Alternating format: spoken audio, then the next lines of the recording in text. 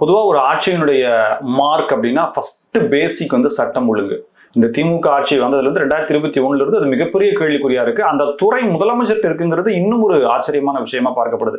ஆனால் மிக சமீபத்தில் ட்ரெயின்ல பயணம் பண்ண ஒரு வட மாநில ஒரு பையன், அந்த பையனை ஒரு கஞ்சா போதையில 4 சிறுவர்கள் அருவாளால கொடூரமான தாக்குதலுக்குள்ள குத்துயிரும் கொலையுமா அவர் போய் ஹாஸ்பிட்டல் அட்மிட் ஆயிருக்கார்.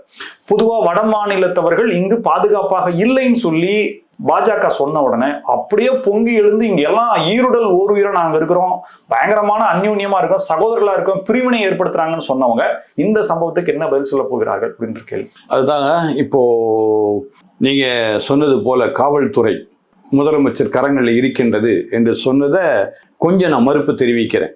என்ன விஷயம்னா, முதலமைச்சருடைய நாற்காலியிலே அவைகள் இருந்தாலும் உண்மையான முதலமைச்சர் அங்க இல்லையே, அதானே பிரச்சனை.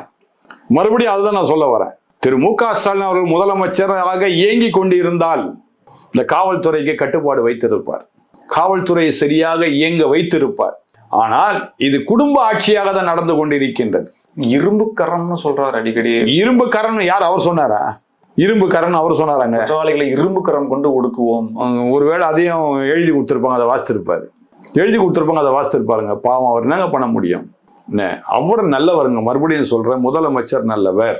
ஆனால் ஆட்சி தான் சரியில்லை. காரணம், அவர் ஆட்சி செய்யவில்லை, அவர் கரங்களிலே காவல்துறை இல்லை, குடும்பத்தின் கையில் தான் காவல்துறை இயங்கி கொண்டு இருக்கின்றது.